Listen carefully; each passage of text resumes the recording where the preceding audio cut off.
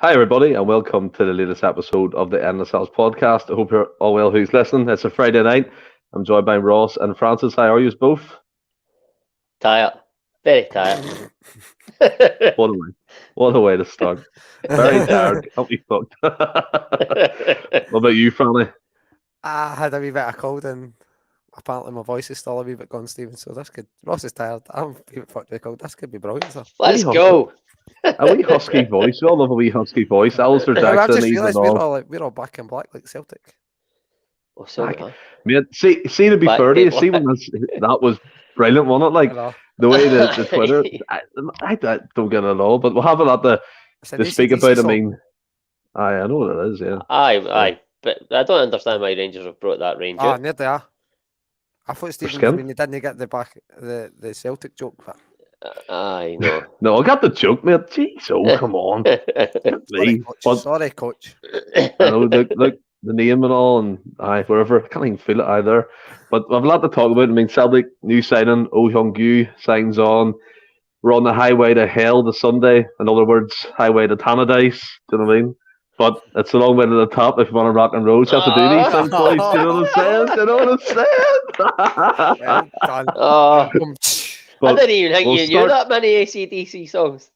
I had up Google in front of me, mate. I typed in AC/DC songs to try and fit it in. Just as I suspected. That's class, mate. That's class. But we'll wire right into it. And we've seen Ross there 2 days ago now, I believe, with Anne's finally got his man. Oh Hyung-gu signed on a 5-year deal coming from Swan Samsung, I believe. Blue Wings, they're nicknamed, over in the K League. A young guy, 21. He's already done his national service. Out and out number 9, apparently, according to some journalists that I've been listening to and kind of reading what they're saying about him. I think it's 20 goals in his career, 52 league matches under his belt. What do you think about that signing? Earlier in the week, what was it, a couple of days ago you said he signed? So earlier in the week, I was, I'd love to say underwhelmed because I don't know much about the guy, evening Paul. I don't know much about the guy. I've not even really looked at his YouTube clips. I normally do that, but I've just not got into it yet. But this Ross going to have my standards. No chance, man. That was insightful knowledge on Monday night. He never forgot what he was saying once. Aye. As I say, I'm not want to say I was underwhelmed because I don't know enough about the guy. I've not even watched him on YouTube. But when the signing was announced, I was like, I wasn't neither here nor there. I was thinking to myself, he's 21-year-old. He's coming over for South Korea. He's no used to this sort of like Scotland in general. Never mind the game, like the Scottish football. But as times went on, I've listened to Ange talking. I just felt like at first as if he was the second choice.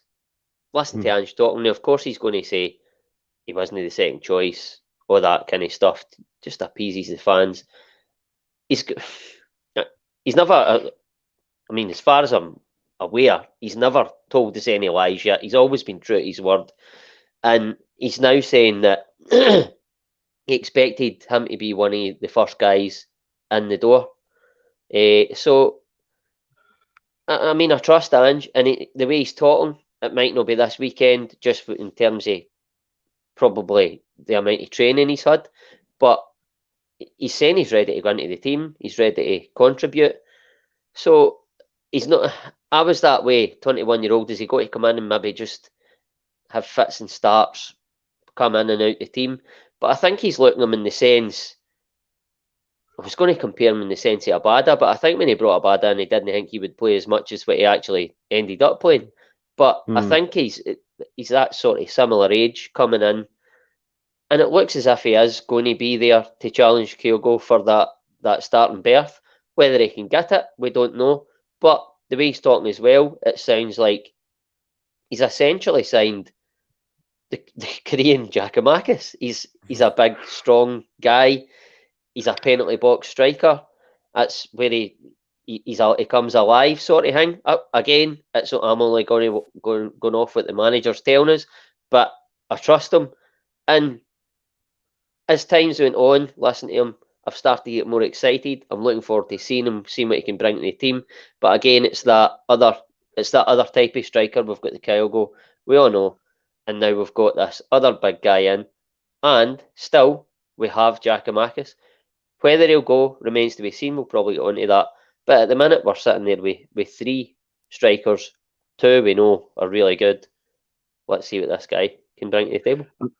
100%. His move actually comes with a caveat for future kind of repercussions for Celtic down the line, but I'll get on to that shortly. Some of you may know it already, but coming to you, Franny, like Ross said, we believed he was second choice. Cho Gyu-sung was meant to be the big man. He was coming in. You actually wanted him. I listened back to one of our podcasts there about from 2 weeks ago, and you were like, you were gutted we're not getting him. You really wanted him. You didn't know why, but it was one of them signings you wanted through the door. And then we moved fast forward 2 weeks, and I was listening to 67 Hail Hail. Hamish McCartan did a brilliant interview with a couple of K-League journalists. They were saying the reason why this took so long is because you have to deal with corporations, you have to deal with big bosses from Samsung, contract issues, money and stuff like that. So the persistence to get that deal over the line, we're going to come on obviously to Mark Lowell and Michael Nicholson for their part from what Anne said, but it gives me the vibe of I'm talking about now. It gives me the vibe of a bit of a Mario Mandzukic for Croatia. Does his player profile, can play off the left, can come from the middle, looks quite quick, quite strong, very mobile.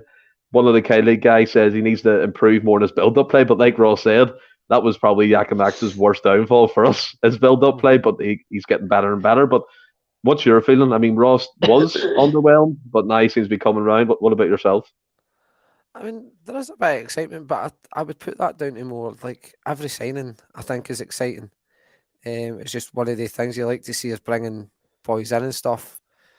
I like Ross. I think if we're all honest, we know he hobbit the guy. I've seen some clips on the internet.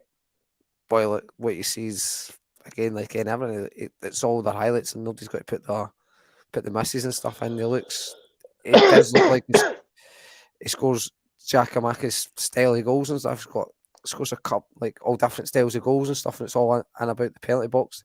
Does look a big lad and stuff. Seems confident. Like you say, if we believe what Ange said, he pushed for this move. So we've all said that Ange wants guys to want to come here. He's not going to try and force the issue.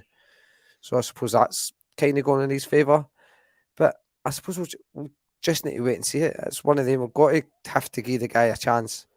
We're no in the market really buying established players that we know will definitely, you can guarantee will hit the ground running. You can maybe push the boat out and spend 5, 6, 7 million. Doesn't guarantee they're going to do it. You just look at a Yeti, but there is less risk when you spend more money. But none of us knew about Kyogo. None of us knew about Maeda. None of us knew about Hatate. All these guys. I appreciate it's a K-League and not the J, but it's the Asian market. None of us knew about these players, and they've all turned out really good. And like we've said countless times, Ange's signing success rate is pretty high.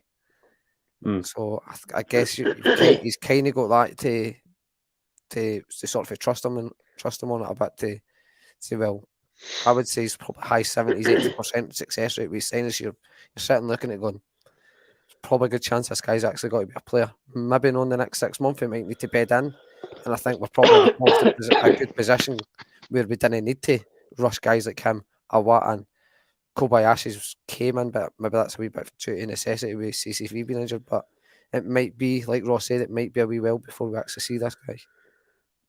Yeah, I totally agree with you. And to come into the comments, the people getting involved here, let's go back to Egyptian King already making up a song. He's magic. Swindle came in earlier. Apparently, single-handedly kept his team from relegation, scored an injury time winner in a derby that kept him up. So he's, again, as you said there, Swindle, not avoid the pressure, so he knows what that environment's like, Ross. And one of the things Postecoglou seems to do a lot, he brings his staff into it. He talks about their importance to the team and the upstairs, the boardroom and stuff. And he praised Mark Lowell and Michael Nicholson because he openly admitted in the press conference, the one I listened to anyway, that he kind of gave up hope or lost heart that this deal was going to happen. And we're always on the board's back, right? But we'll have to be fair in the issue. If they're doing something well, you have to call it out as well. It's only fair to do so. But he said Mark Lowell, Michael Nicholson, they've kept going at it. I think they had 5 offers, 1 in the summer and 4 in this January transfer window, and the 5th one eventually got through and we got our man. So again, as Francis rightly said, the trust is there because 80% of his signings have been a hit. The board can't argue with him and say, look, this hasn't worked out, this is a risk. They're backing him and they're getting these deals done for him. I mean, Ange's given them no reason not to back him up to this point. Obviously, you get the 1 or 2 signings. We've all spoke about the McCarthys, the Adeguchis of this world. But, like Franny says, certainly 80-90% of his signings have been a success. Most of the guys that he signed, he's known for the J League. Obviously, Franny's touched on this one's for the K League. But I think he'll have done his due diligence.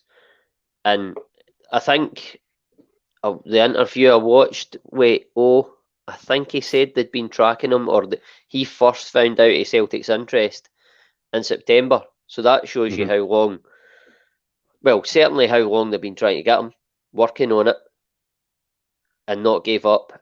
But I don't doubt for a second that they haven't been watching him for well before that.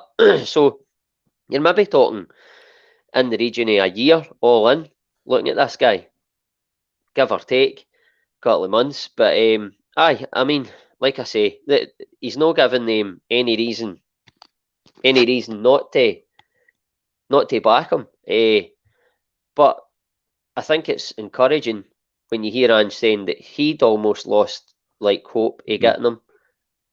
And he's getting on with his job, of course, and seeing to the team, stuff like that, overseeing training, all the rest of it. And these guys are still working away for him in the background, trying to get him the man he wants, because like us, it seems to me, for the outside looking in, that they believe in this project, this process. I know people hate that, but they believe in it as much as he does and as much as we do. And I mean, I was going to say for once, but certainly right now, I think everybody in the club and the fan base are all pulling in the one direction, the same direction, and that's only a good thing for us all. Yeah, I thought you were going to do another AC/DC joke there, like one direction, the same direction. No, that there, all the bands being there. But I mean, to be fair, Fanny, like Ross said, I mean, the recruitment team are obviously putting the effort in the background. If you're being tracked from early summer right through the winter, you've had 4 offers rejected. You go back in with the 5th, you're going, they probably won't accept this, and then bang, it goes through. And again, that K League journalist said it's the issue because apparently it works like, so the K League clubs can be owned by a council or they can be owned by a corporation. And so be it, they were owned by Samsung, who we got O from in the end. And dealing with their boardroom, dealing with the big wigs is a bit tough. So for Mark Lowell and Michael Nicholson, because we know Ange only does a wee phone call now and then to the player and to see if he's up for it. So they're pushing for the deal, they're getting the contract done. And it's only good for us getting players like that through the door. By the way, sorry, before you go on, you do realise it's the telly company, Samsung, no the Irish Rebel song. Samsung. What are you talking about? Samsung. Shut up. You're a dick. I do apologise. Brilliant. Right, sorry. Samsung. Is that better? Samsung. Still the same, Steve. So, Franny, take it away there, mate. He's going to roast us tonight, like. I suppose you have got to credit the board, not just with this deal, but many deals they've trusted Ange. Like Ross said, Ange has not gave them a reason not to trust them. I think if you want to go way back, like we've said before, guys like Joe Hart, McCarthy and things, I don't think they were necessarily Ange's picks, but he was maybe offered these guys, and like we said, we needed bodies in at the time. Joe Hart's worked out. McCarthy, for whatever reason, hasn't worked out, but then Ange slowly but surely was getting his own guys and stuff bringing in. See, you started now. See if you started. That was my hope.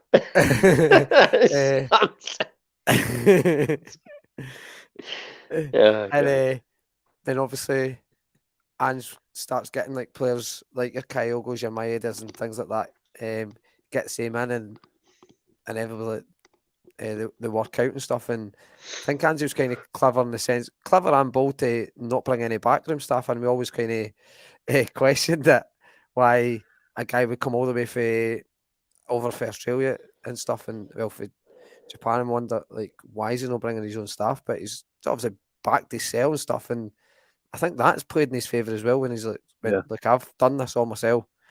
Slowly but surely, he's bringing guys in. He's obviously got things in the background and stuff. I think we got the guy in for Benfica, like the kind of data guy, and that to help with signings and things like that. So, and then obviously he's got Mark Lawler, who's he's worked with before.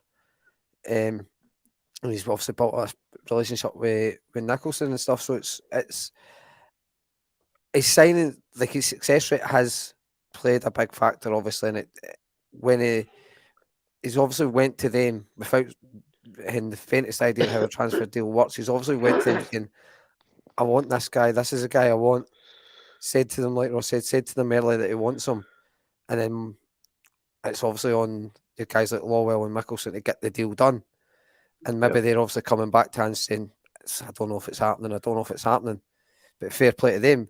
They've maybe, between their conversations, maybe said to, like, they've seen Angie's a wee bit disappointed that it's not actually happening. I missed that comment. What was it? Because I could just see Ross Don't need to know. desperately trying to laugh. Samsung Blue, everybody.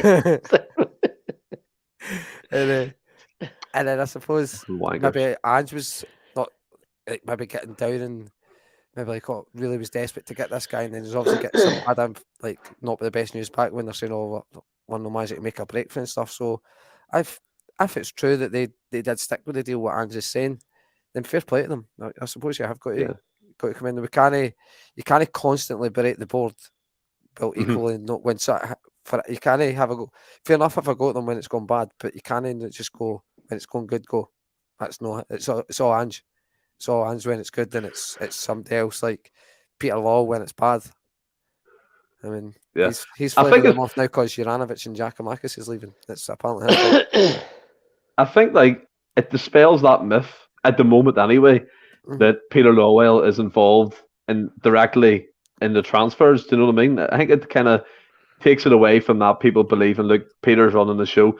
We all know down the line we're going to come on to that subject again, Ross, and it's going to be like 2 deals that fell through, for example, were haggled over money, and this is back to the old days again. So it does kind of dispel that at the moment, doesn't it? That he's praising Mark Lawwell, Michael Nicholson for putting these deals through without doing the easy option and just cutting and running.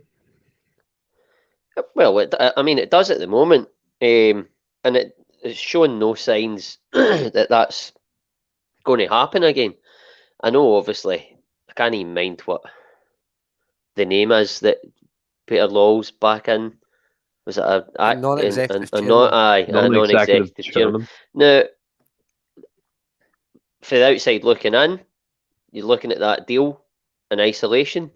It doesn't look like he's meddling or anything like that, like people's worry was. Excuse me. I mean, through time, once he gets his feet back under the table again, it might. You just don't know. But for me, I'm not overly worried about that now because I think his son's in there, Michael Nicholson's in there, and they've got a good thing going. And I would hope that, I certainly believe that Ange wouldn't be backwards and coming forwards if Law was sort of overstepping the mark, because he's probably higher in the food chain, if you like, but meddling and getting involved in stuff that's no real anything to do with him. I think his son, certainly if it was my dad, great respect for my dad, but if I felt like he was meddling, and so I would be comfortable saying to him, look, and he would be comfortable taking that off me, and vice versa. It's that respect. And Nicholson, who has been in the job for, I don't know, it's over a year now, I would say. Is he? Aye. Maybe 18 months, something like that. I think he's well, again, feet under the table, well into the job. And I think he knows law. I think I would hope that he would be able to say to law as well. But I really don't worry about it at all. And I get people's reservations. But right now, they've got a great wee team working away there, and they all seem to respect one another, and everything's rosy in the garden, for wanting a better saying. But I'm at ease about that at the moment. I'm not worried about it at all. 100%. Alistair Jack has asked, do we think it's going to be the last of the incomes? We're going to come on to that, Alistair. Have prepared a wee part during the podcast to talk about that stuff. But I mean, I do love the wee community we've built up, because at the moment they're sitting talking about ham and pineapple on pizzas. I don't know where this has came from. I think Mark said it. Mark Kearney. I don't know, but get it on the pizza with pepper all in it, and there you. I mean, I wouldn't order it, but if there's ham and pineapple pizza there, it's skin in my face. Like ham and pineapple. What's wrong with wee Hawaiian? Unbelievable. Can't beat it, kid. Wee bit of garlic dip. Frank doesn't like anything. Do? That's how he's built a fucking racing snake. I've seen a video of you, Franny, on Instagram, and it's something I never want to see again, but we'll move on from that. Oh, no. I've seen that as well, aye. It was so bad. Was it baby daddy? Baby daddy? No, he was wearing his tiny pink shorts or something, and he was walking over to the camera like proper, right? Like, I did not know I was getting filmed that day. Aye, you did. That was a tripod that was on.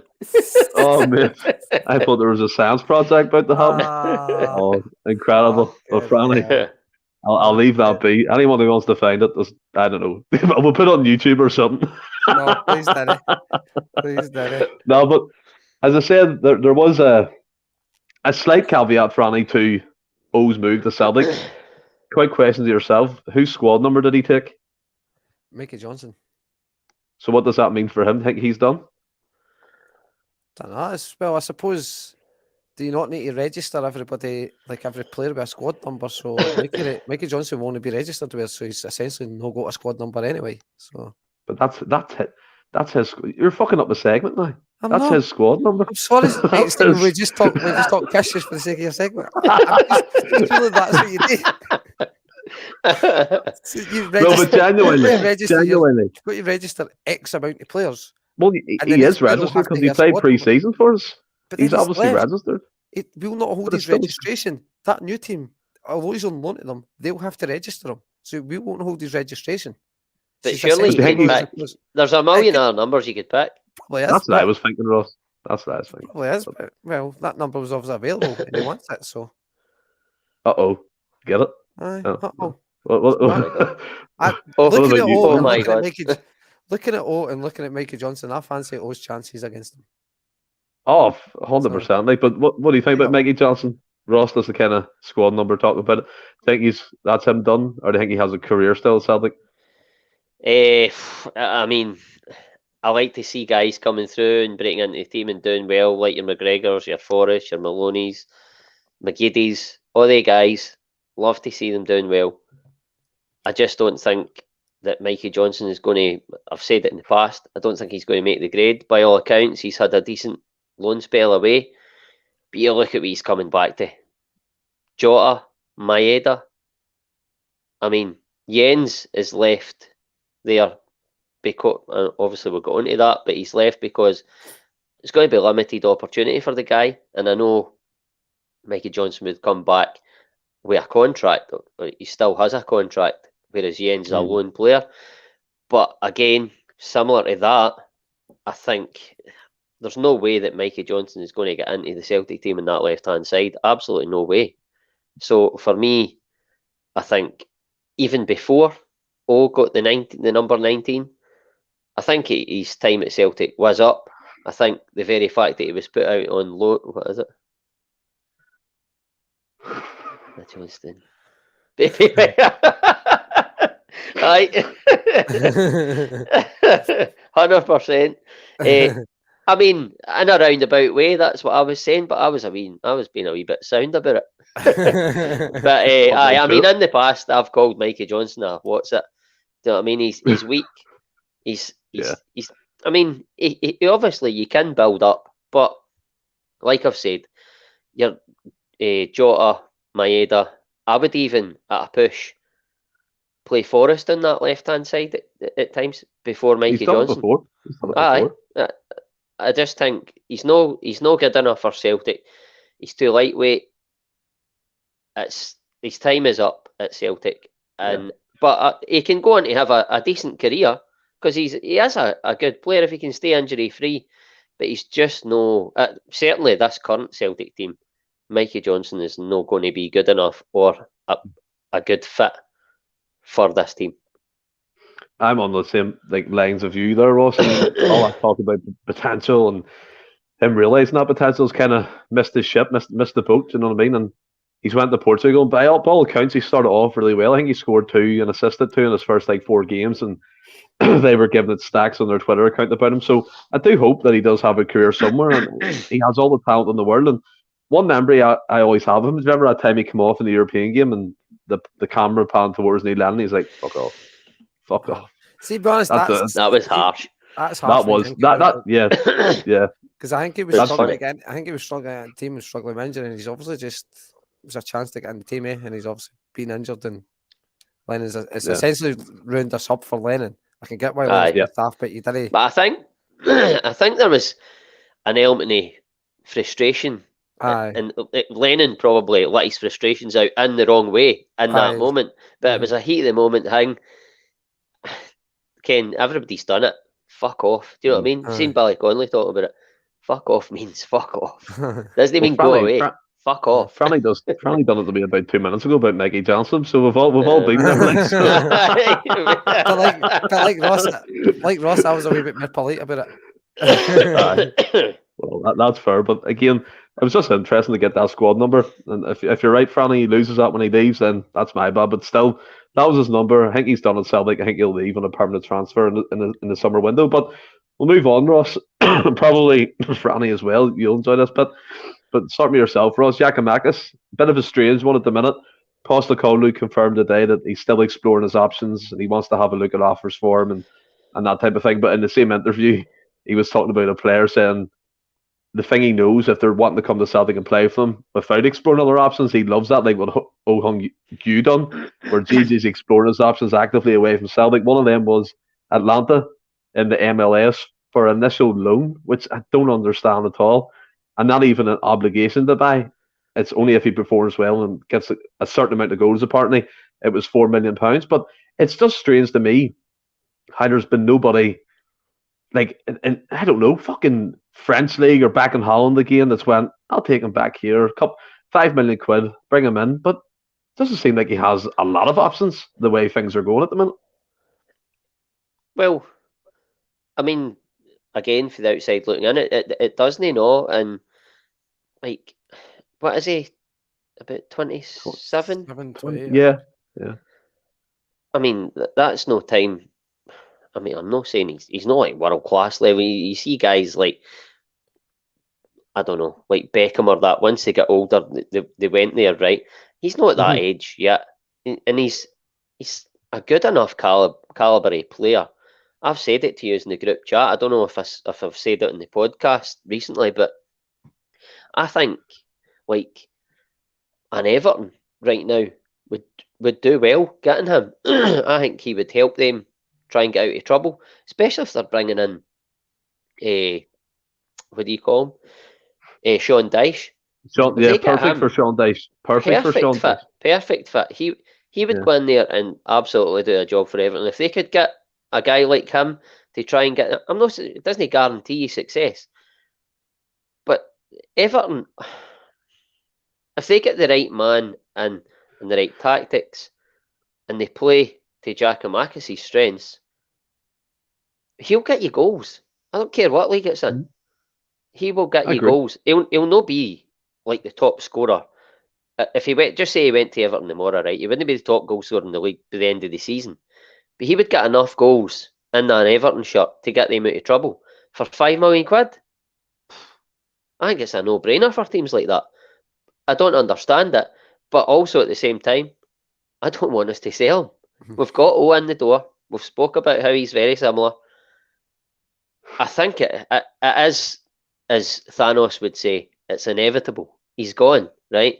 I He's really feel gone. that. There's no doubt. There's no doubt. Aye.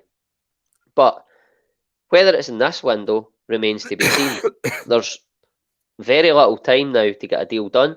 I know it can still be done, but I think Giakoumakis has made sounds that he's wanted to go to get more, I don't know, more regular football. But I think in his head, and like us, or I've just alluded to, I think in his head, he thinks he's maybe not going to get a club the size of Celtic stature. Well, he's not going to. But if he can get a decent enough size club and a decent enough league and get more regular football, I think in his head he's maybe thinking an Everton, a Southampton, something like that. Because you see a lot of Celtics players going down south. Sorry, Ross, but that's a great point on Everton. I thought that as well. Too slow. When they played us in Sydney, they had us for speed both ends of the park, and that was mainly their backups. I noticed that when we played them, but yeah, carry on. I never seen that game.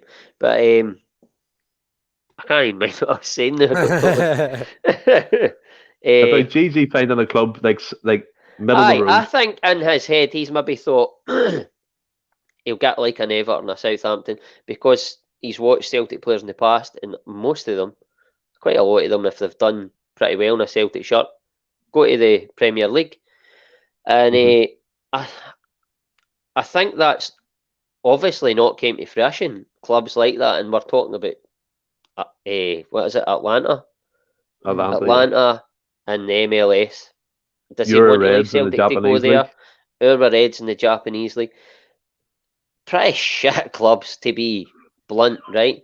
And I think he's now thinking, well, if that's my options, I'm not want to leave Celtic because that is too much of a drop. I don't know if he'll get more money. He'll probably most likely get more regular football. But does he want to leave and go to clubs like that instead of staying here and playing your half hours, but contributing and winning another league title, playing in the Champions League? Again, I'll reiterate, I think he will go.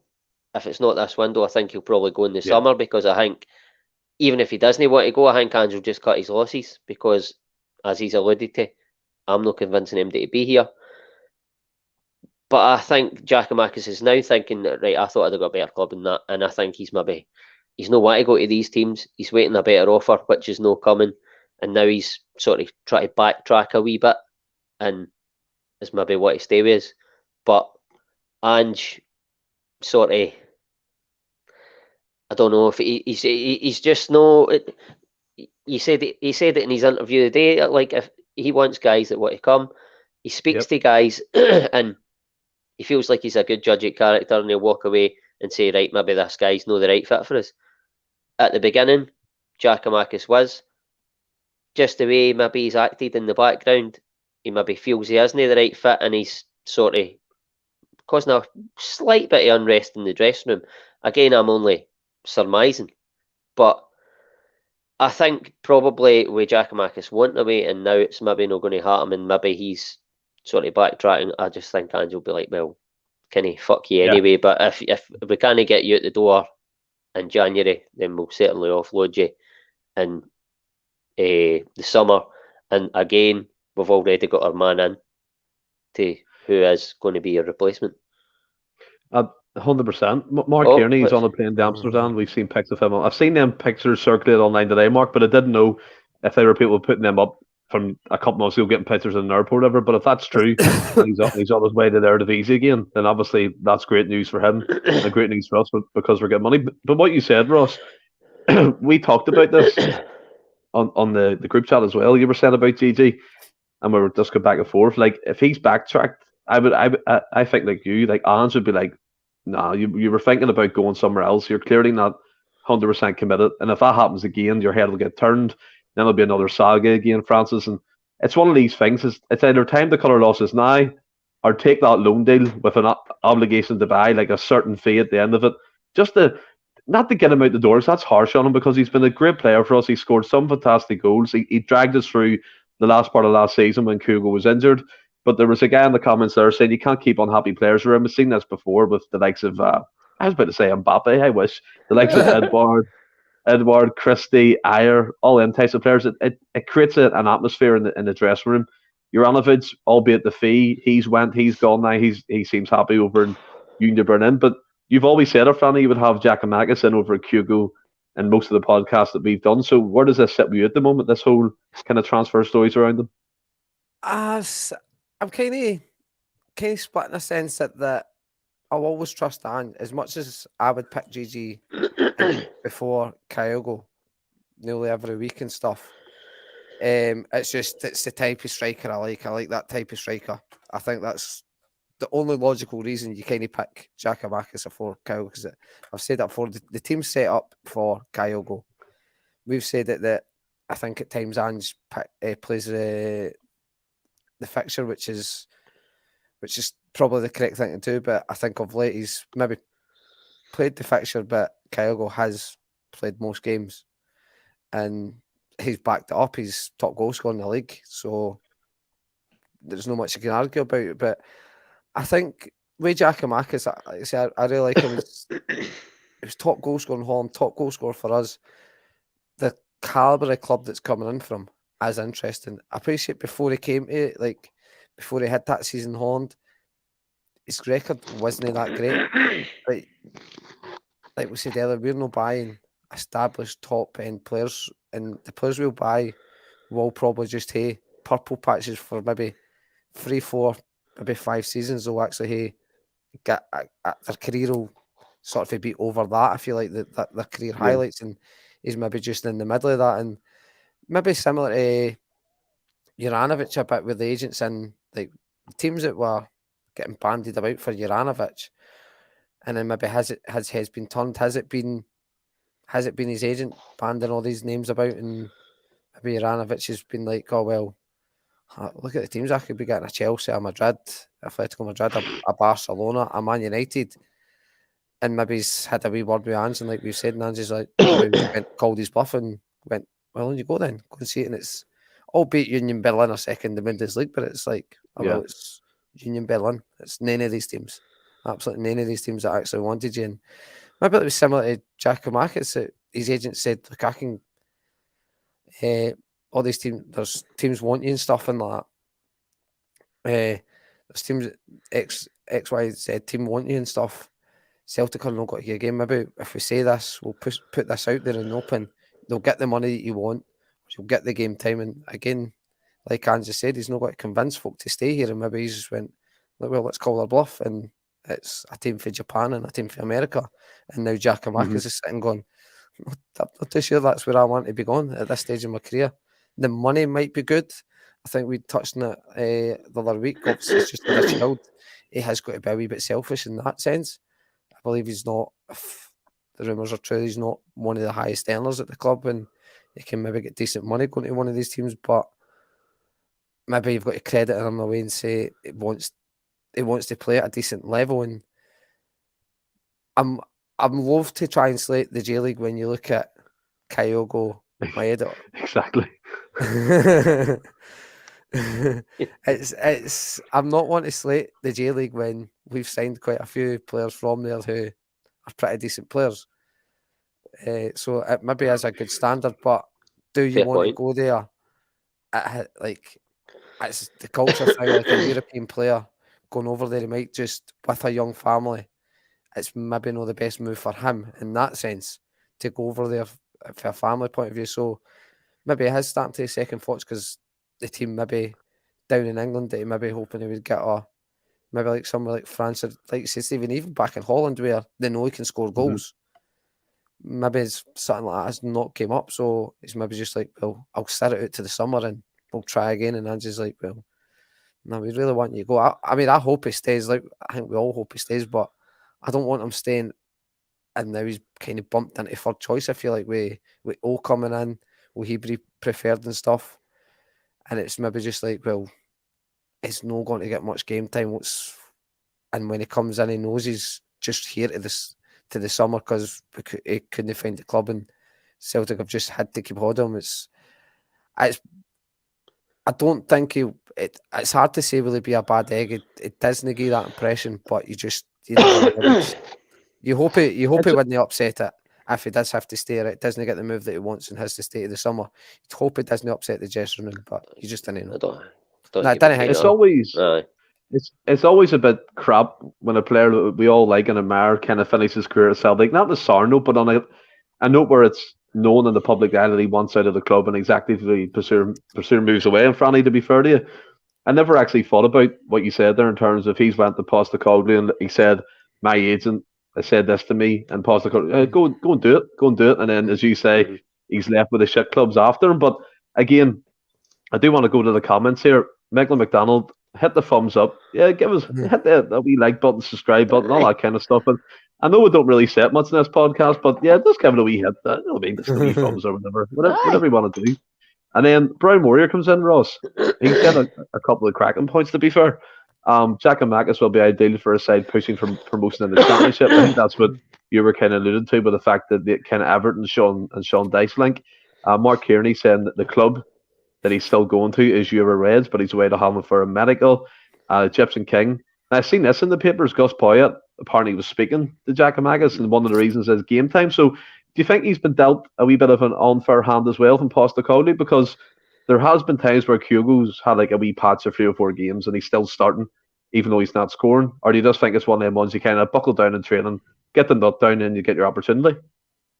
I think it's a bit of both. I think it might have been Brown Warrior, one of the comments, he made a fair point and said that Ange is sort of no helped in the situation with the fact that I don't know if he scored a hat-trick one game and then he was out the team the next game. Mm-hmm. That doesn't help the situation. Yeah. I think he probably, I think we've all said it on here, on other podcasts. Everybody is sort of in agreement that he has had a bit of a raw deal in terms of the fact that when he has come in, he's performed. When he's come off the bench, he's performed. But he just isn't getting that run of games because Kyogo is preferred. It's just the way it is. So that's why I say a bit of both. I look at it and say he has been dealt an unfair hand, but then at the same time, all you can do is keep doing what you're doing in the hope that you'll get that run of games. But I think it's went on that long that he's now getting to the stage where he's like, doesn't matter what the fuck I do, I'm not going to get that run of games. Kyogo is the number one, and I'm going to be playing second fiddle to him. And if that's the case and you want to play football, if you're quite happy sitting on the bench and coming on and getting your half an hour, that's fine. But Giakoumakis, I don't know the guy personally, but you can see the way he plays on the park. He's not that type of character. He wants to be playing football. He wants to be scoring goals. Because when he scores a goal, we don't know if it's coming to fruition now that he has been looking at other avenues. He scored a goal in the semi-final in the last minute. The game was won anyway, but he sealed it. Top off. Ripped his top off. Mm-hmm. He wants to be on the park, scoring goals. He thrives off of that. He lives for it. He lives for that feeling of scoring goals. And that's what the top strikers are all about. They're selfish bastards. Because they have to be. Mm-hmm. And he is possibly selfish. And I don't know. It's a tough one for the guy. But again, it goes back to anytime he's came in, he's performed. And it baffles me, the clubs that are coming in from. It really does. Yeah. In the same way that it baffled me when I heard Juranovic being linked to Barcelona and Atletico Madrid. I thought he was a good player for Celtic. I thought he'd done very well. Thought he played a couple of alright games in the World Cup. But Atletico Madrid and Barcelona, fucking his piece. And then he went to Union Berlin. But I don't know. I'm sort of on the fence with it. Knuckle down, aye. But at the same time, how long can you do that for when you just want to be playing football? And like I say, you live for scoring goals. I mean, we spoke about this. Your best friend Monty's on. We spoke about this, Franny. But Ross kind of said there, like in terms of if you're happy playing your 30 minutes. We spoke about that Monday when Mark was on and Ryan Clifford, and it was kind of one of them ones. Like, I don't want players coming saying I'll sit in the bench. I want players to be like, I want that number 1 jersey. And Pluds McNugget come in. What a name, by the way.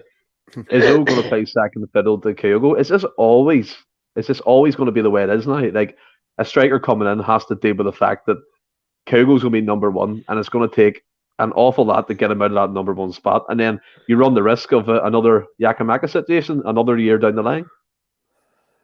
I suppose the simple answer would be yes, but this all could come in and bang goals in left, right, and centre. What you've got to do. Suppose any player that you sign in an ideal world is signed to take the position of that for example, Kyogo, not to replace the potential outgoing Giacomakis, who is kind of number two. Same as if we like Awat as a defensive midfielder, you'd hope that he's maybe better than McGregor. In an ideal world, every signing you bring in to play that position, you'd hope he's better than the previous the player that currently plays in that position, because then that kind of makes your squad, the team better, and the squad bigger and better. But I think O's probably realistic in knowing that there's a reason why he's coming in. Maybe the new Giacomakis was going, he'll probably push Kyogo, and he'll know that it might take some time before he gets in, because he's maybe looked at going, look, Giacomakis is actually, when given a chance, done pretty decent. Still struggling to get him out of the team, so I'm going to have to really, really perform if I want to be the number 9. And I suppose you've got to credit the guy that he's looked at all these things and thought, I back myself to do that.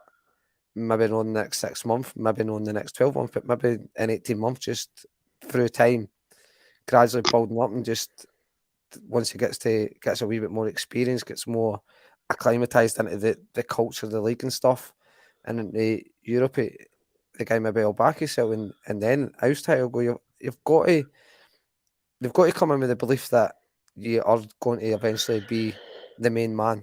You're going to be the number one pick for that position. It might take you a wee while. And again, like I said, I suppose you've got to credit the guy if he's coming over from Asia, thinking, well, I'm going over there, total different climate. I'll back myself eventually to get Kyle get the team. So it just depends what way you want to look at it, I guess, Stephen. But I don't think you'll have another Giacomakis situation, because I think O will get his chance. It's just whether you've just got to try and take it. I think the difference. I was just going to say, see if he can oust Kyogo, right? That's maybe because Kyogo's doing well. Well, that's what I was going to say. Yeah, Kyogo's doing his job. Yeah. He's doing his job, and we're successful, and we're winning trophies. And I mean, but he's still, whoever is the understudy, if you like, for want of a better word, whoever that is, they're still coming in and doing their job and doing it for the team. We spoke about a unit before. That's what we are. We're a collective, and I just think he's built that unity. And if Giacomakis is saying he's made noises, he's been just wanting out, then that sort of breaks that link, if you like, that Ange has built. He doesn't want any of that. So Giacomakis can go if he wants. I don't want him to go. Ange probably does now. That's a stress me out. Switchers in the shit. What's Swedgers? Can I have a bit of a translation here? Oh, right, okay. Sorry, Ross, sorry. No, that was a fucking belter. That is actually. I need to get Carson's wee fucking bag, and Carson's got one of the bags there. The little satchel. Definitely, if I had that one. Aye, so talk about Giacomakis has maybe broke that link or frayed it slightly. So Ange, he'll eventually get him out the door, I think. Aye. Yeah. No, that's fair enough. What I was going to say though, the beauty about O is he can play off the left, and I think something like 50% of the games he's played the left hand side for his club team. So if he can't get through the striking position, there's a possibility we could have him playing off the left hand side, cutting in and kind of linking up with Kyogo. Merrill asked the question again there, do you think we're going to see a front two of O and Kyogo? I don't see it. We had the opportunity to do it loads of times with Giacomakis, and I think Ange is just set in his ways at the moment with his formation. And if it's not broken, you don't fix up this broken, do you know what I mean? So you kind of go with that. Said there, but Stephen, is, by the way, yeah, it's bang on. I forgot he can obviously play off the left as well. So he's going to get more game time there, 100%. which will appease him. He might not play as much as he would like to play through the middle, but that game time will still appease him. Plus, what Franny alluded to, the very fact that he's 21, that gives you more time because he's not that experienced. He's not that age where he thinks, I should be in the team. Because he's still learning. And Kyle goes, what are we talking, 26, 27? Yeah. He's 5 years ahead of him, if you like. So he's got that more experience, and he maybe won't feel like he can say, right, I should, unless, of course, he is doing the business. But then if he is doing the business, you would feel that Ange will put him in. But I don't know, because Giakoumakis was doing the business and he never put him in. But I don't know. That's what I'm saying. So the flexibility of it, do you know what I mean? So if he can't get through the middle, you can put him on the left some games and he can make an impact playing there. If he can play out there as well, he's clearly more mobile than Giakoumakis is. Oh, yeah. So he's got that string to his bow as well. And then wasn't you didn't believe in utility players, and Ange just signed everybody that's a utility player. That one is not going to leave me ever. And by the way, I would be the same if the shoe was in the other foot. So bring it on. We're not even like halfway for the show, lads. There's still so much to talk about, but I hope you haven't made plans or a wee date night or something, because that's kind of up the ski whip here at the moment. But I want to address something. I want to address something. Mark Kearney has said, how much for 10 Mitsubishis, Francis? I don't even know what that means. Do you know what that means? Oh, I know what it means, aye. Tell me, drop him my DMs and I'll hit him up with a big deal. They just watched the Alistair Johnson and Greg Taylor doing the Burns Night patter thing. Oh, I've not seen it, no. It was so funny. It was. I got this one on YouTube. It was unbelievable. There's that. Sorry, Stephen, but there are that many links get fucking sent to that group chat. I just fucking go, see you later, man. Too busy. That's Franny promoting his OnlyFans. But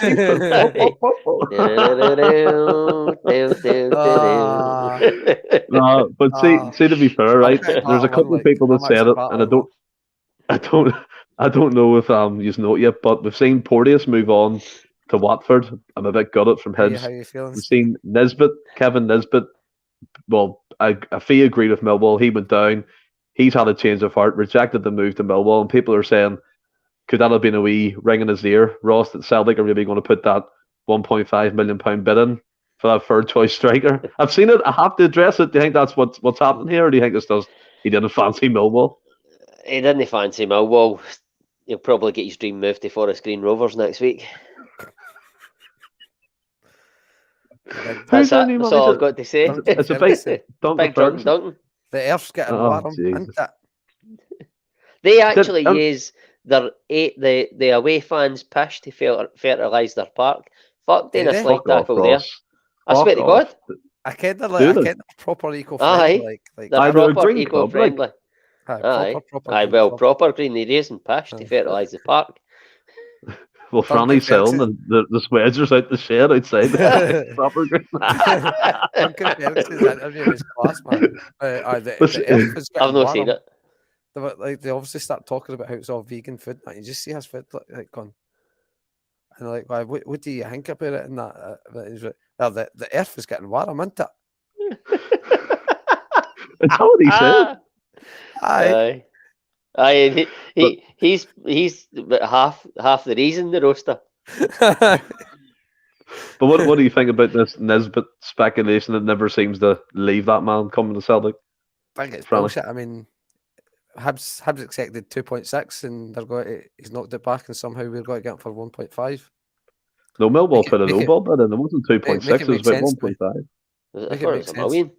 It was like $1 million to 1.5. It wasn't 2.5. I'm sure they rejected it and then they put another bid in. Like, I'm sure it was there $2 million. We'll get him for $100,000. Yeah. Big Pasta will be over there. I would actually think Hibs would want more money off us, because it's like, I say direct competition. It's in the same league. Yeah, 100% agree with you. Money. I just didn't go for him.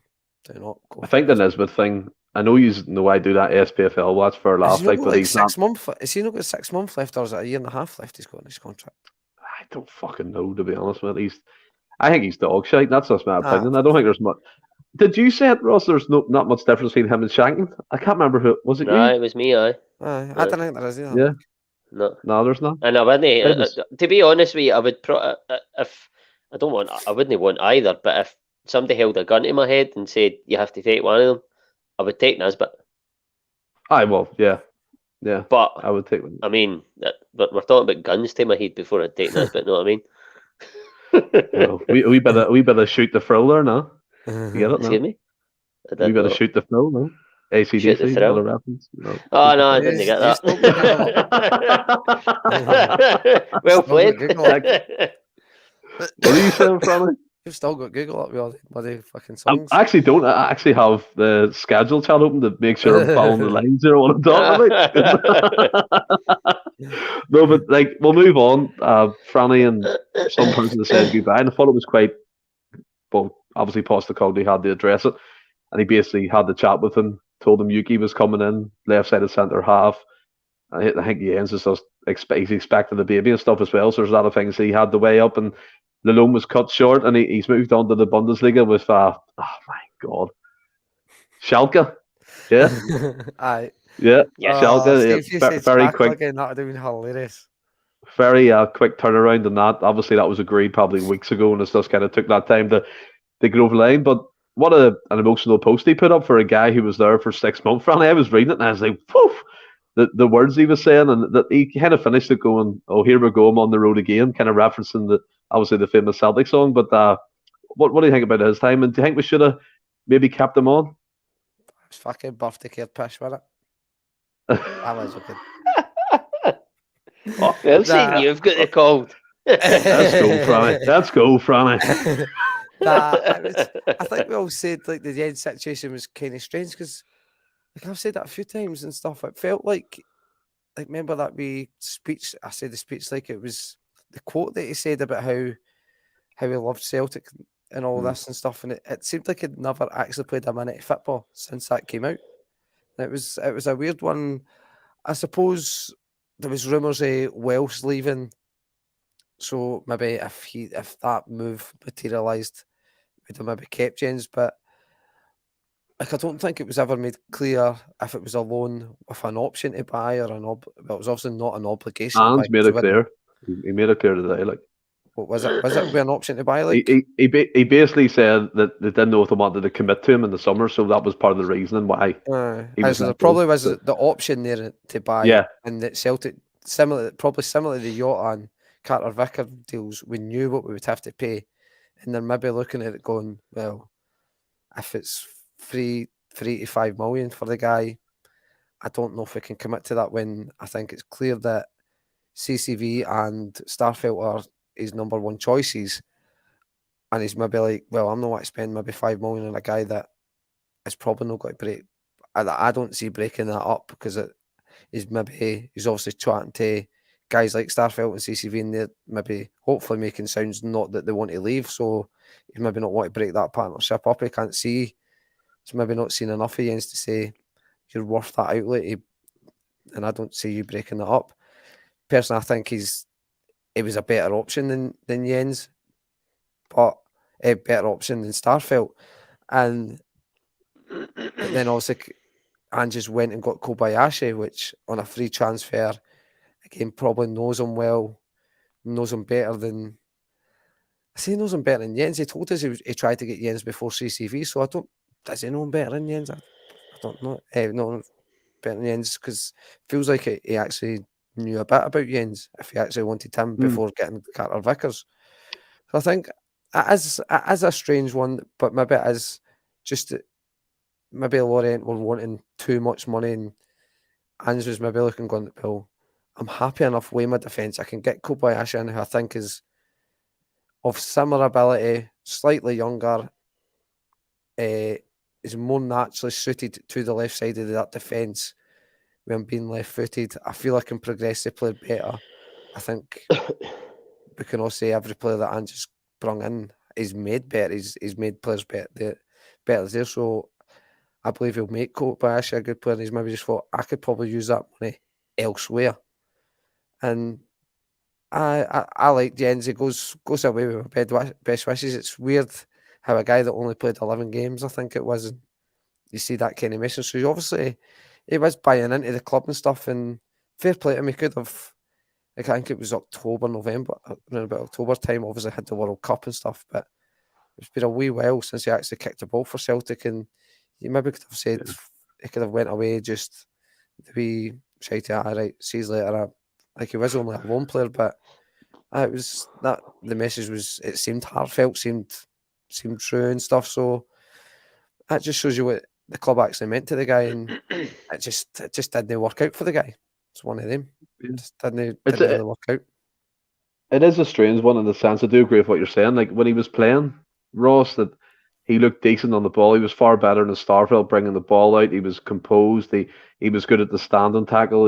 He seemed to have pace and recovery pace, which is kind of vital for the way we play. And as Franny said there, it kind of dwindled out. He did that interview for the French newspaper, basically saying he's in negotiations to stay with Celtic on a permanent transfer. That didn't come to fruition. I think the last time we seen him would have been the Sydney Cup games, I think it was, or maybe one game after that, I think. And his career just kind of went down the lake at Celtic. And to be fair to Jans, like, he had that frank conversation with him, and even Jenz in his Instagram post kind of referenced working with a fantastic coach like Postecoglou, the staff, the players, and obviously Franny said birthday card piece. Some of it was, to be fair, like, but again, he didn't have to do it. He could have just went and put up a wee crappy poster, didn't say nothing at all, because he was a lone player. But I know you quite like the Ross, and I know last couple of weeks you've been not on Starfeld's back, but kind of calling him out for some silly mistakes he's doing. And I think sometimes, to be fair to yourself, you thought Jens was the better option there with CCV. Personally, I prefer Jens individually over Starfelt, but you simply cannot argue with the CCV and Starfelt partnership record. And I know that Jens hasn't played as many games alongside CCV as Starfelt has, but Ange believes in that partnership. Starfelt, for me, defends. I've said it a million times. He defends. He wins aerial battles better than Jens ever would. I go back to it, better than Julian ever would. I was calling for Julian to be in the team. Jens is similar to Julian. I think, with hindsight now, I don't think Jens was ever going to be a long-term option for Ange. I think he's been looking at Kobayashi, similar to O. He's been keeping tabs on him for a while. He's got him in a 5-year deal. Ange alluded to it himself. The opportunities were going to be limited. I think, as much as it was reported that he wanted Jens the year before, whether there's a lot of truth in that, I'm not sure. I think that he's brought Jens in. Ange alluded to it himself in his interview. I don't know if it was a day. He's brought Jens in there in the summer because we weren't getting Kobayashi, right? But he's obviously been looking at Kobayashi. He knew that he wasn't going to get him in until January. We needed somebody in there to help us along the way. And Jens came in and he done that. Because Starfelt was injured at times, Carter Vickers was injured at times, and he came in and he done a really good job. Out of the three I've mentioned, Jens, Starfelt, CCV, he is technically the best player on the ball. It was proven in games. He was always the one, when he was on the pitch, he was the one that brought it out. He was the one that played, not the killer pass, but the forward pass to get the attack going. Aye. He was technically the best. The same as if Julian played, he would have been technically the best. But I think what CCV gives you, he's not technically as good as a Jens, but he's still technically pretty good. He brings the ball out decent, a hell of a lot better than Starfelt, and that's no hard because he's on the ball. Starfelt was an absolute bomb scare. But I think, for me, I said it for the start, I think Jens and Carter Vickers, it's difficult. There's pros and cons to each partnership. Ange is going with the fact that Starfelt, his physicality, alongside Carter Vickers' physicality, and then Carter Vickers' technical ability on the ball. I think he's got enough technical ability. I hope this makes sense. He's got enough technical ability on the ball, and then the two of them have got the physicality, but he's got enough technical ability on the ball that he prefers Starfelt's physicality over Jens's technical ability on the ball, if that makes sense. Yeah, I get you. Yeah. That's why he's airing towards Starfelt. That's why he's brought Kobayashi in. I'm not going to compare him to MD. I've not seen enough of him. I know he's played a couple of games. He's looked decent. He's not been tested. He looks technically decent on the ball. He looks like a ball playing centre half. And on the evidence of what I've seen, similar to a Jenz. So at this moment in time, I think he's well away from breaking up that Starfelt CCV partnership. But again, he's got age in his side. What is he, 21, 22, I think? 21. Correct me if I'm wrong. So, but he's that left-sided one as well. So through time, I think you'll see him playing games here and there. And I think through time, he'll be brought in and he will be a mainstay eventually. But no anytime soon. I think one of the biggest differences you can see about Kobayashi playing at the left-hand side is how quick the ball gets played out now. So it's not like Starfelt's kind of being awkward on his right-hand side trying to play that ball to Taylor. It's just whipped clean out, the attack started. I think the last couple of our goals, it mostly came to the left-hand side and uses the right-hand side. So it's good to see that variation in the play. And coming to the comments here, just to bring some in, Brian Morier, 2 of the last 3 games, Starfelt has passed it directly to an attacker under no pressure. You do that in Europe and we are going in no danger. Totally agree. There is a lot of support here for Nisbet. Nisbet is a no-brainer. You finna say, young, talented player. Imagine how good he could be on their hands. He could be a future star. I hope we sign him. Kevin 14. Warrior, Europe is a few games compared to Liglo. But again, Kevin, the ambition side of things there, you have to be looking to do better and performing better. Paul McFarlane, Kobayashi was always Celtic's first choice. If he didn't sign, Jenz would have signed permanently. So, again, up and down the support for him. But what I would say, I think we can all agree, while he was there, the whole cliche, he bought into the club, but he actually did. And he enjoyed playing for Celtic, and he played the majority, if not all, their Champions League games. And he filled the gap when it needed filled. If Starfelt or Vickers were injured, he came in, played really well. And I agree with you, Ross. To be fair to him, he was probably the most technically gifted out of our centre halves that we have, and that was evident when Schalke, their president or whoever runs the club, said was signing him for them cutting passes through the middle and quick transitions, which he was known for at Celtic. So we wish him the best of luck, and he'll be missed. He was part of the squad, like part of a winning team. So, but we'll move on from that. I'll come straight back to you, Ross, because you kind of asked this during the week, and me and you kind of went back and forth, and I think Franny jumped in, and I think Willie as well, to be fair. And you were kind of questioning at the moment, at this period of time, are Celtic leaving this window weaker than we originally came into? I mean, Postecoglou said today that he didn't let the players go without replacements. Josip Ranovic, Johnson come in, Jenz has left, Kobayashi's come in, Yakimakis looks to be leaving, so O's come in. So, and then Awada as the other guy kind of filling that kind of the 4 players that have come in. He's just a player who's going to rotate with McGregor. But what's your opinion of that now? Do you think that's still the case? Because for me, I look at this and think it's status quo plus 1 extra player. We've replaced all 3 technically, and we've brought in 1 extra player. I would tend to probably agree with that. I don't think we're weaker. Certainly don't think we're weaker. You look at,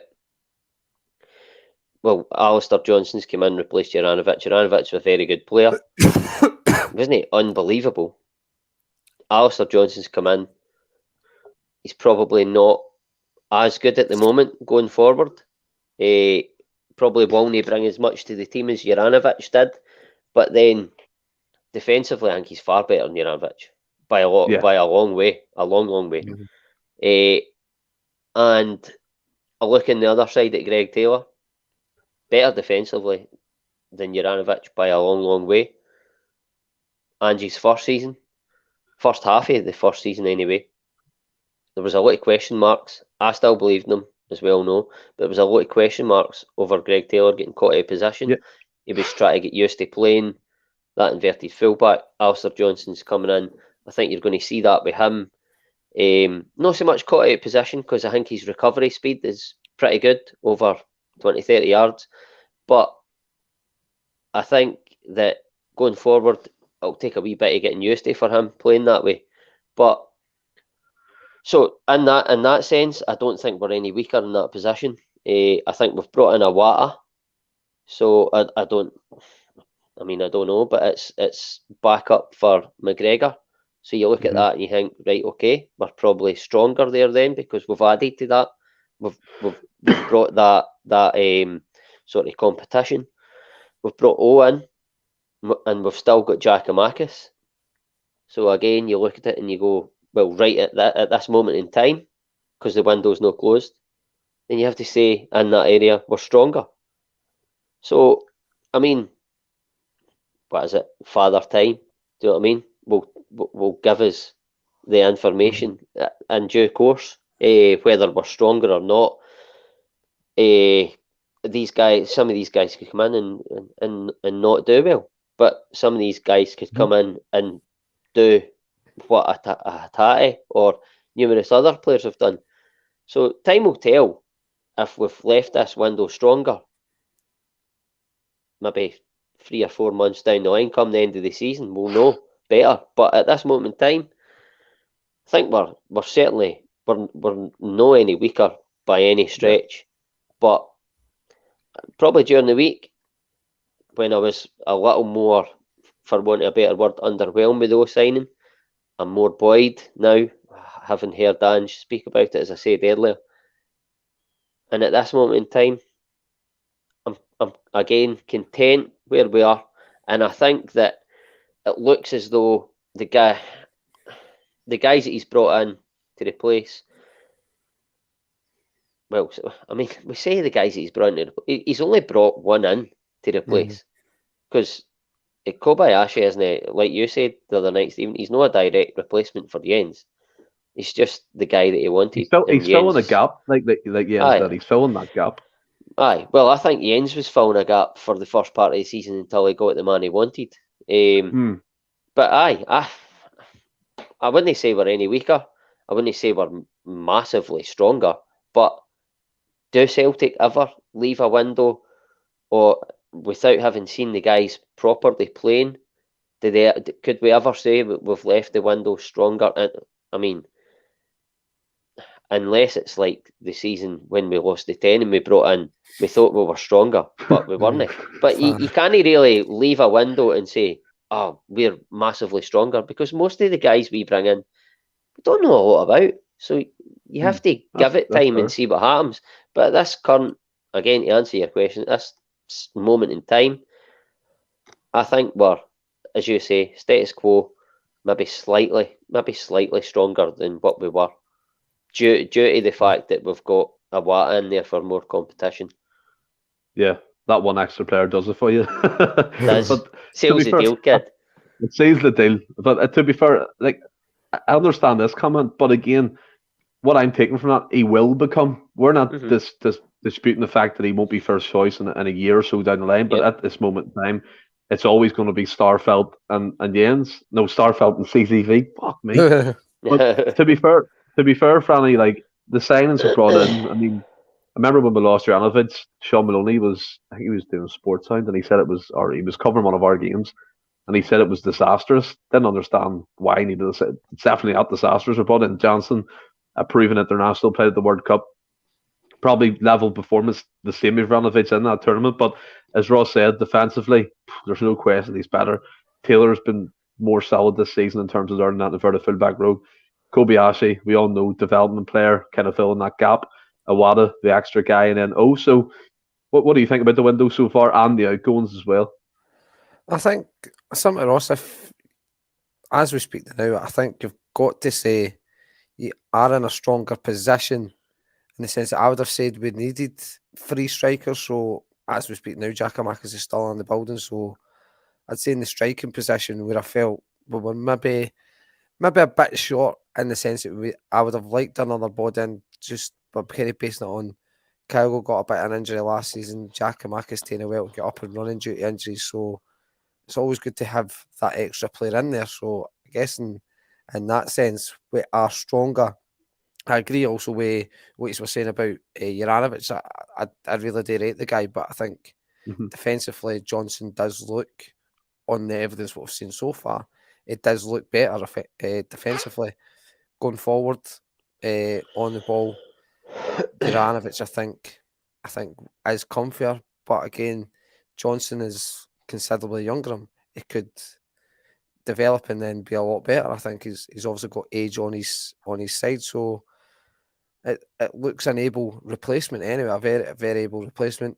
Kobayashi was, I think Ange had alluded that he was looking to get actually a left-sided centre half in, so he fills that void. So, and then Awata comes in, because I think the Abelgard one is a bit strange. I'm wondering if that was just a name that was gave to Ange.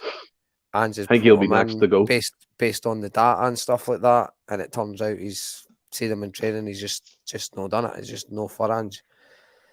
So I would say, on what we know of the players, you would have to say right now we are stronger on the face of it. But I think if Giakoumakis leaves and we don't bring another striker in, I think we need 3. I think I would like us to have 3.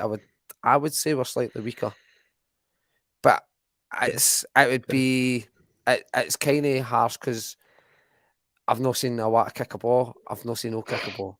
We've seen Kobayashi a couple of games, but I don't think defensive we're not weaker with Kobayashi in the team, because Starfelt and CCV are still here, who I'm more than comfortable with. Is back to it. It's just, if based on what I know of Giakoumakis and what I know of Juranovic, if Giakoumakis had to go, it's based on not knowing much about O. So on that sense, I would maybe say we are weaker, but I'm only basing it on because I've never seen. Ask me again in 4 or 5 weeks, maybe when O's had a good few chances, and go, well, actually no, we're actually a lot better. O's twice the player Giakoumakis says it's hard to say. You can only kind of base it on what you've got to go on and not to go on. Also, essentially, I don't know if O's an upgrade on Giakoumakis or no. If he is, though, rubbing our hands. Exactly, aye. Exactly, aye. That's like what you both said. Like all these players, like from last year, Kyogo, Hatate, Mieta, coming in denied, they're all unknown quantities. And like you said at the start of the show, Franny, the majority of what Postecoglou's done has been a hit. So if it goes like that, then we're all excited, we're all buzzing. So hopefully in 4 or 5 weeks, when we're back doing another podcast, we're saying, "Oh, it's amazing." Who's Giakoumakis? Nobody joke. Is it 3 guys were brought in the now? So even if like 2 of them are good, that's still a decent success rate. Yeah, 100%. And Antonio's comes in here. I mean, there's a few people saying this, that left centre back is Kobayashi until he underperforms. I just don't think so. I just don't at the moment. I think I agree. In time, it will be, but he needs time. He'll not just walk into that team straight away. I just can't see it. But if he does, and he does well, great. Yeah, I only benefit Celtic at the end of the day. We'll all be happy. Exactly. It's harder to break up. Sorry, Steve. It's harder to break up that central defensive pairing. It's harder to oust that, just as it's hard to oust your first choice number 9. They're the spine of the team, the same as it'll be hard for Awata. Even more harder because it's the captain. And by the way, I can't see that happening. I think he'll play his games. He might even play further forward, or he might play in the McGregor role, and McGregor will play further forward. Certainly, that's more likely. But that central pairing and that striker is very difficult to break up. You don't just do that overnight. It's like the spine of the team, isn't it? Usually, players are signed to fit round that, and as you said, Ross, it's kind of mission impossible unless someone has a shot there for 4 or 5 games in a row that you're going to kind of oust them from that position. But they kind of round it off.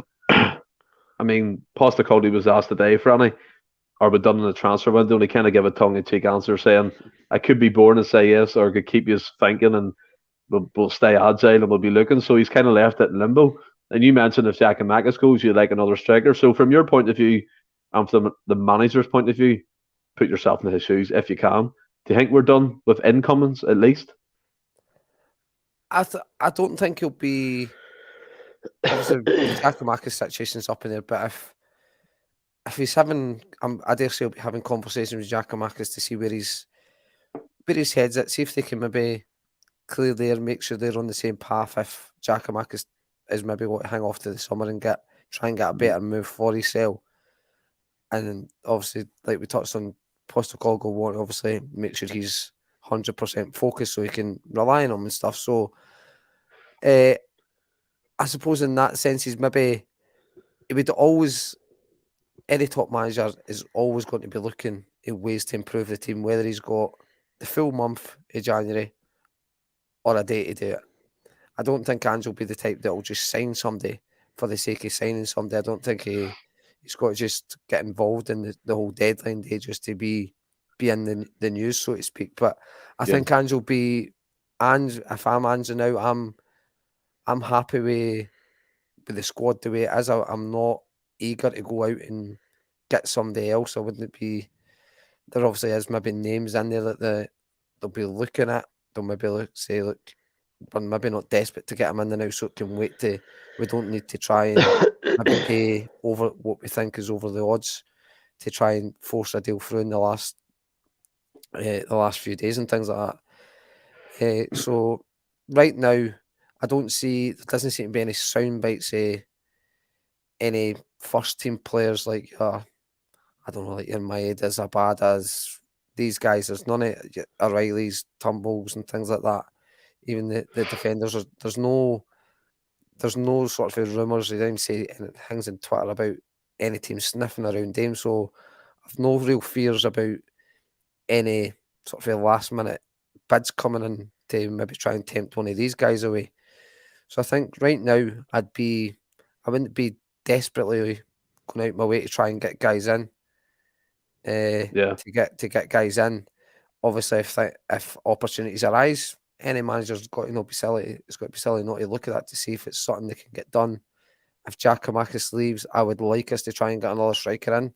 Appreciate time might be against us in that one. But I would be looking to try and move on Abelgard. I don't know how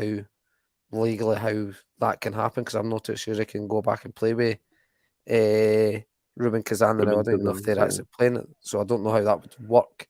We might just be stuck with him for this season. McCarthy just seems to be happy to hang around. I don't know. Don't think you're getting it because he's still got 2.5 years left or something. It's got to be hard to move him on. Adiguchi, I think that applies as well for McCarthy. I think the two of them need to move for the sake of not necessarily McCarthy for his career, because he's had a decent enough career, but maybe just for their sale.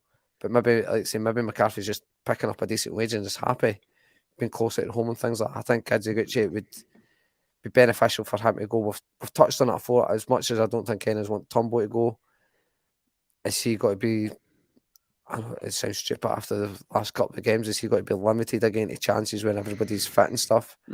Maybe for the sake of that guy's career, he could go, but hopefully not really in the January, maybe in the summer we've got more chance of bringing something in. But I would be looking to move on your sort of, if possible, your McCarthy's and Adiguchi type, that sort of level of player.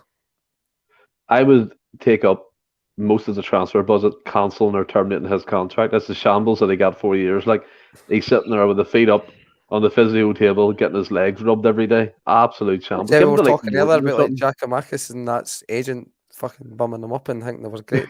By the way, McCarthy's done a great job. McCarthy's agent's done the right job, as you know. I bet he's all right in the dressing room though, with his experience. But that doesn't count. I can sit in the dressing room and give experience. It doesn't mean them fucking... Oh, just because you're wearing your initials on a jacket. He's man. Listen, when I wear this, people will stand up and salute. I'm my joke. No, but what do you think, Ross? I think Franny made a good point in terms of Giakoumakis, and I think it was Paul said that Celtic won't be rushing out for a first striker. Again, I'm on them lines as well. Don't think we wouldn't be emergency stations, especially if O's at number 9, he can come in and fill that void. We've had two strikers from the get-go, so what's to make it any different? Do you think we're kind of done with the outgoings as it stands? No, the incomings as it stands at the moment. I think so. I'd be very surprised, even if Giakoumakis went. Of course, as a fan, you always like to see Celtic signing players. We've got O in the door. I think he's the direct replacement for if and when Giakoumakis goes. I really don't see us. I really don't see us rushing out to bring it.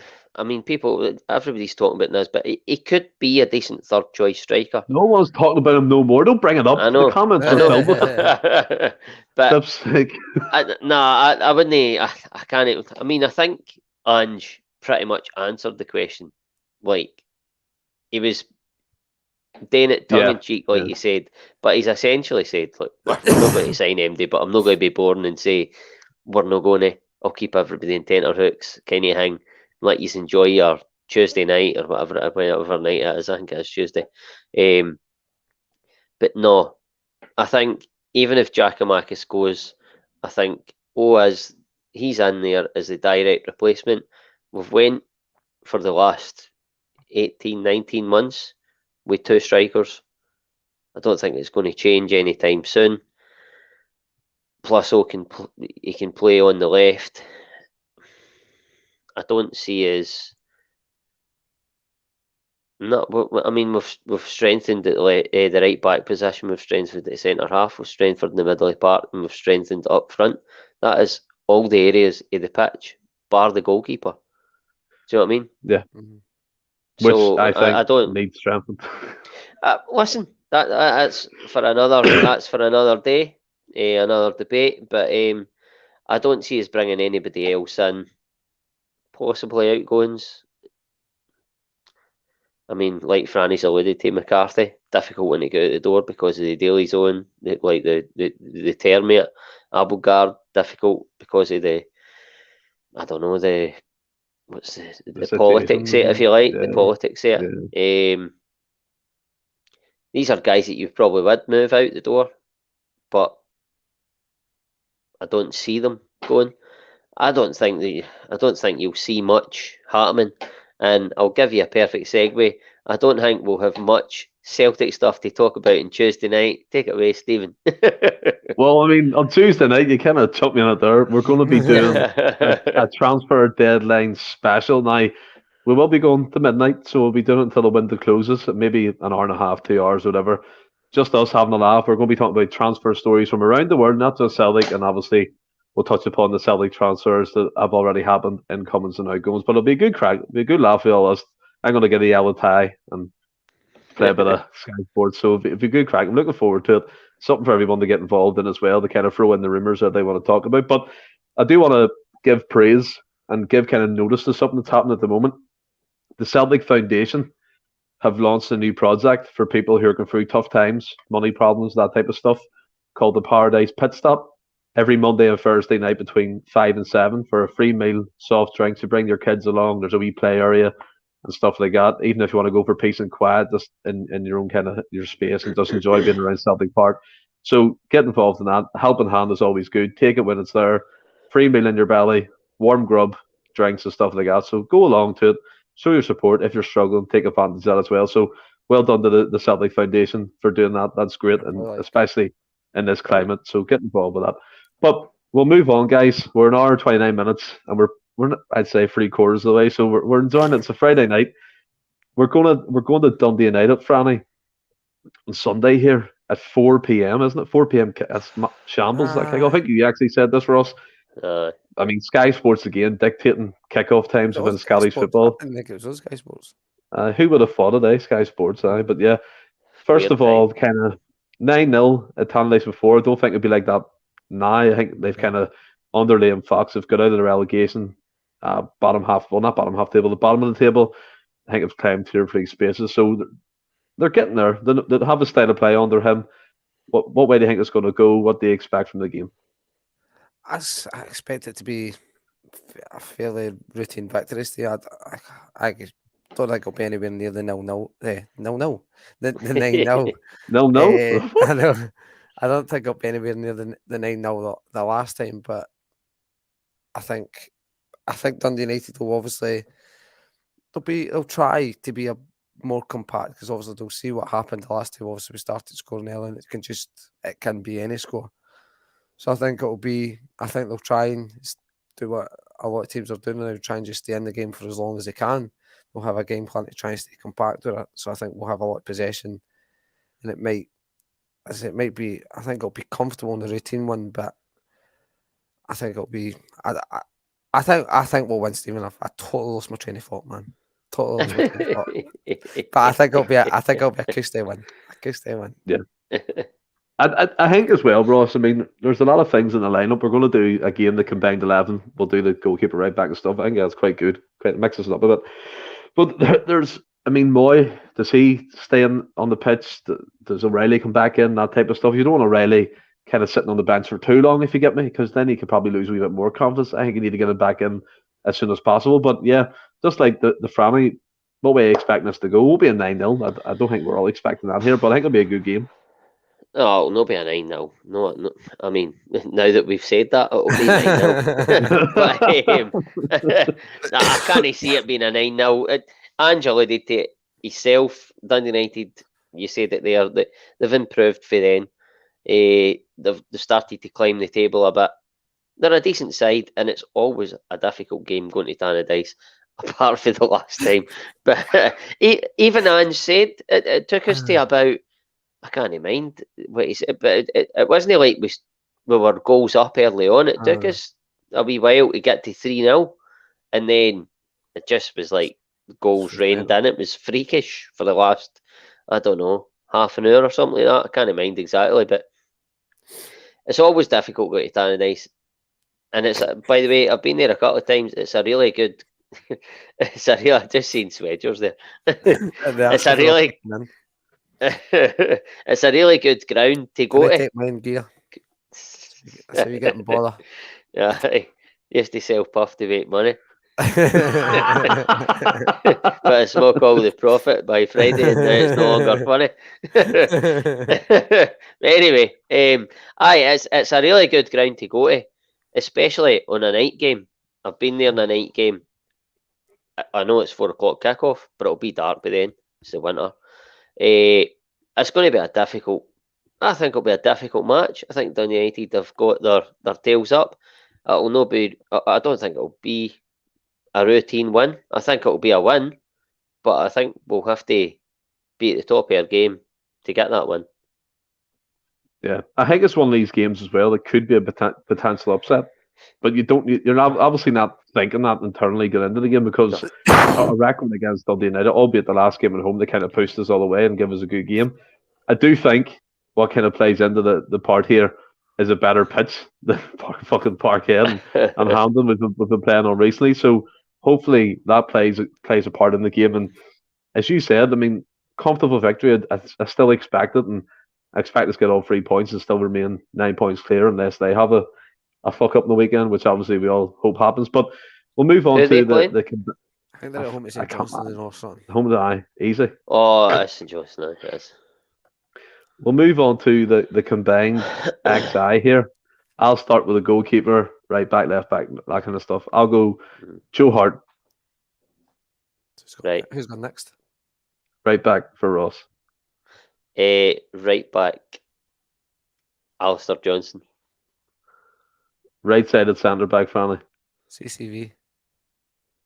I'll go Starfelt. I'll go Greg Taylor. Is he back? He's back. Yeah, he's trained back, all week. Yeah. CDM then, well, number 6, Franny. McGregor. Hatate. O'Reilly. Oh, no Moy? I think he'll play O'Reilly. I think so too. What about yourself? Right side, Franny? Jota. I'll go Kyogo for the middle. Left hand side, Ross. Dyson. Dyson. Only Now, what because I mean- Franny put Jota on the right and there's nobody else. That's point between No, but I Abada would and have. Aye, good. Thanks, man. Aye, but no, good Dyson. team. And what's the score? What'd you go for, Ross? I'm going to go for a not hassle-free, but 2-0. 2-0. Alzer Jack 4-1, Antonio Ossis 3-0. What about you, Franny? I'm with Antonios 3-0, I think. I'll stick with 3-0. Paul McFarlane on deadline day, will you have the Roman breaking news? Yeah, we'll do that. Yep, I'll be typing all the kind of rumours that I can keep up with.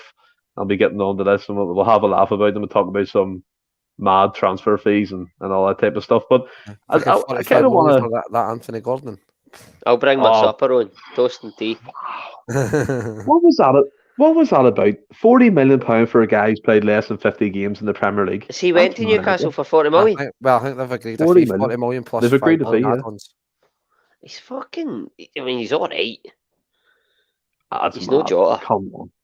Come on.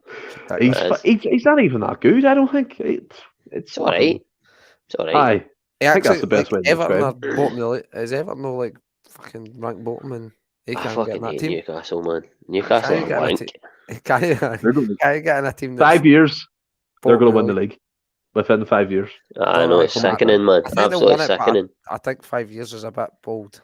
What's the Arsenal score, by the way? I forgot to put the tell you. Man City. Yeah. 1-0. Is Right, it full so I strength want to try teams? this. No, Arsenal didn't have full strength, but Man City had a pretty decent one. Right, that's fine. Oh, shit.